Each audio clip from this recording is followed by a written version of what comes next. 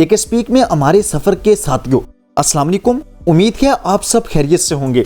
दोस्तों, हमारी आज की कहानी है खारसान शहर के गवर्नर अब्दुल्ला बिन ताहिर के मुतल्लक। उस वक्त खारसान शहर का दारुल हुकूमत निशापुर था। एक रात एक लोहार जो निशापुर गया हुआ था, वो वहाँ कई दिन रहने के बाद वापसी के सफर में था। इन्हीं दिनों अब्दुल्ला ताहिर ने सिपाहियों को हुक्म दे रखा था कि वो शहर के रास्तों को महफूज बनाएं ताकि किसी भी मुसाफिर को कोई खतरा लाहक न हो।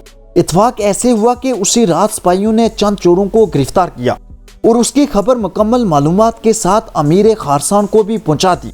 लेकिन अचानक उनमें से एक चोर भाग गया। अब सिपाही घबरा गए कि अगर अमीर अब्दुल्ला ताहिर को मालूम हो गया कि चोर भाग गया तो उन्हें सजा मिलेगी।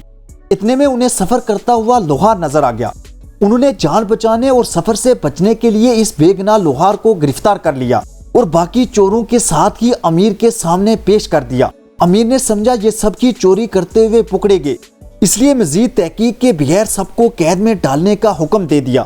लोहार एक नेक सीरत और नमाजी बंदा था। समझ गया कि अब उसका मामला कहीं और से ही हल होगा, लिहाजा उसने वुजू किया और कैद खाने के एक गोशे में नमाज पढ़ना शुरू कर दी और 2 रकत के बाद सर सजदे में रखकर रकत अंगेज दवाएं और दिलसोज मनाजात शुरू कर देता और कहता, मेरे मालिक तू अच्छी तरह जानता है मैं बेकसूर हूँ, मेरी मदद फरमा।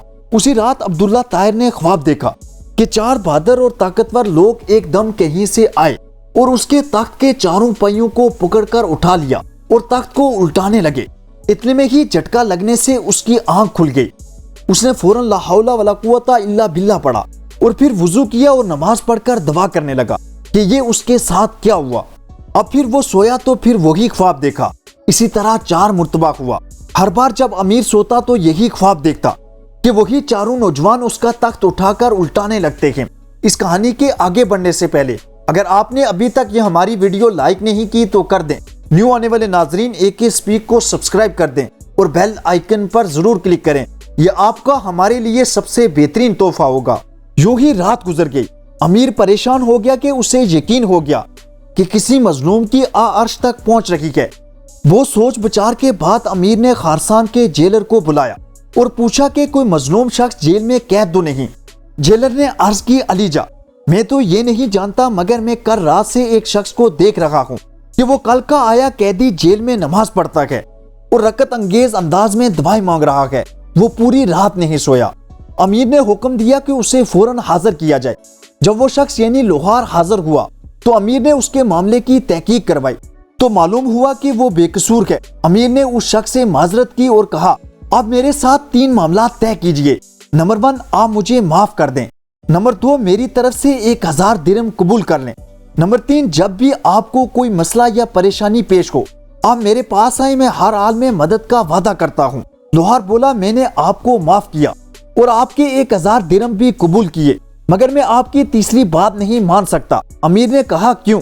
लोहार मुस्कुराकर बोला, मेरी एक रात की नमाज और दुआ ने आप जैसे अमीर का तख्त 4 बार एक ही रात में उल्टा दिया, तो उसके बाद ऐसा कौन सा काम है जो नमाज नहीं कर सकती कि मैं उसके लिए अल्लाह के अलावा किसी से मदद मांगूं।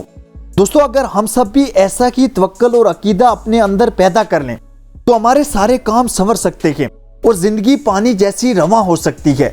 बात सिर्फ यकीन की है। कमेंट सेक्शन में ये जरूर बताइएगा आपको ये हमारी कहानी कैसी लगी। आखिर तक हमारा साथ देने का बहुत शुक्रिया। खुश रहें और खुशियां बांटें, यही इस आर्जी जिंदगी का हुस्न है। शुक्रिया।